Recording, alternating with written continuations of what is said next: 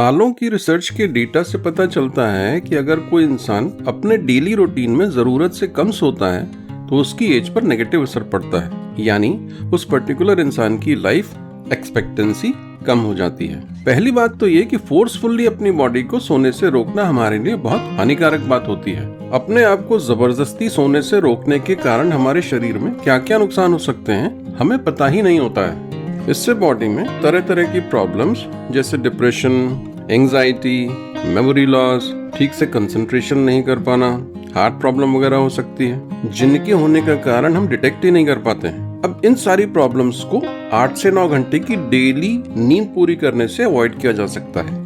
और हाँ, एक बात और है जिससे ये रिसर्च हाईलाइट करती है कि मोर्टेलिटी यानी डेथ रेट और नींद के बीच का रिलेशन लीनियर नहीं है।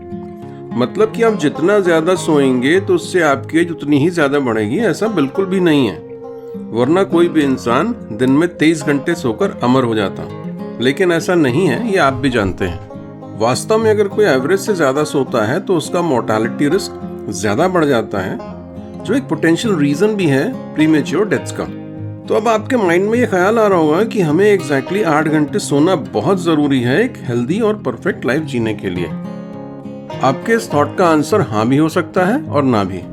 आइए इसे एक एग्जाम्पल के जरिए समझने की कोशिश करते हैं। इमेजिन कीजिए कि एक पार्क में कोई स्टैचू लगा हुआ है और डेली कोई छोटे छोटे बच्चे पार्क में आकर उस स्टैचू से खेलते हैं, उस पर चढ़ जाते हैं, उस पर बॉल फेंकते हैं, जिससे उस स्टैचू में बहुत ज्यादा नहीं पर थोड़ा बहुत डैमेज हो जाता है। अगले दिन फिर बच्चे उस स्टैचू से खेलते हैं, उस पर बॉल फेंकते हैं, लेकिन इस बार स्टैचू पर हिट करने से स्टैचू पे एक छोटा सा क्रैक आ जाता है। जब बच्चे शाम को खेलकर अपने घर चले जाते हैं तो एक कारीगर उस स्टैचू को रोज ठीक करने के लिए आता है। इस कारीगर को उस स्टैचू को फिक्स करने के लिए 8 घंटे लगातार काम करना होता है। कभी कभी ये कारीगर 8 घंटे लगातार काम करके स्टैचू को रिपेयर कर देता है और कभी कभी ये कुछ एक्सटर्नल रीजंस की वजह से लगातार 8 घंटे काम नहीं कर पाता है, जिसकी वजह से ये स्टैचू पूरी तरह से ठीक नहीं हो पाता है।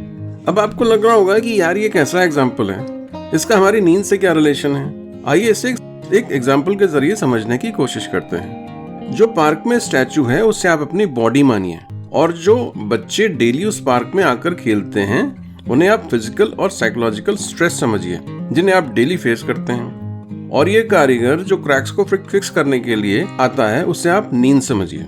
और आप एक्सटर्नल एलिमेंट्स जो कारीगर को उसका काम करने से रोकते हैं उसे अलार्म क्लॉक समझ सकते हैं।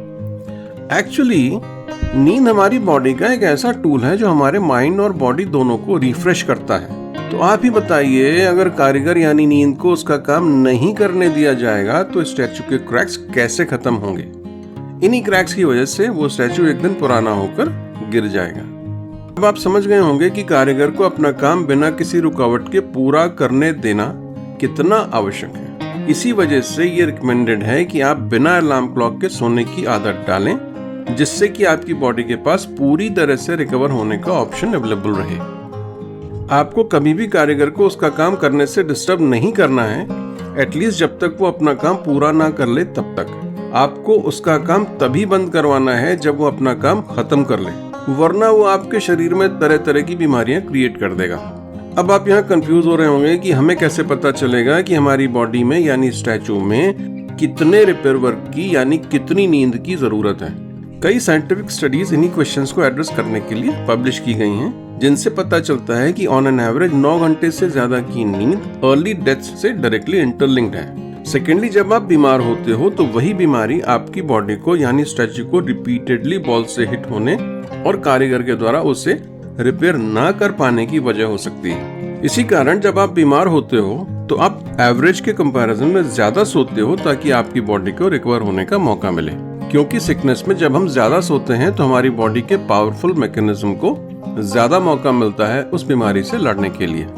अब कुछ बीमारियां जैसे कैंसर वगैरह इतनी स्ट्रांग होती हैं कि हमारे शरीर का सिस्टम उनका कुछ भी नहीं कर पाता है, चाहे हम कितनी भी नींद लेते रहें। इस केस में कारीगर का रिपेयर का काम फेल हो जाता है। इसके अलावा जनरली आपको सिर्फ उतनी ही नींद की रिक्वायरमेंट होती है जितनी नींद से आपकी बॉडी कंफर्टेबल फील करे। और हाँ, ये बिल्कुल भी पक्का नहीं है कि एक इंसान को हेल्दी रहने के लिए 8 घंटे ही सोना होगा। ये एक इंडिविजुअलिस्टिक मैटर है जो सबके ऊपर डिफरेंटली अप्लाई होता है, लेकिन ऑन एन एवरेज 7 से 9 घंटे की नींद किसी भी इंसान के लिए सफिशिएंट होती है, ऐसा माना जाता है। सेकेंडली, आपको ये भी ध्यान में रखना होगा कि बच्चों और एल्डर्स को ज्यादा नींद की जरूरत होती है एक नॉर्मल एडल्ट के कंपैरिजन में, और हर वो इंसान जो फिजिकली ज्यादा एक्टिव होता है उसे ज्यादा नींद की जरूरत होती है, जैसे कि एथलीट्स और स्पोर्ट्समैन वगैरह।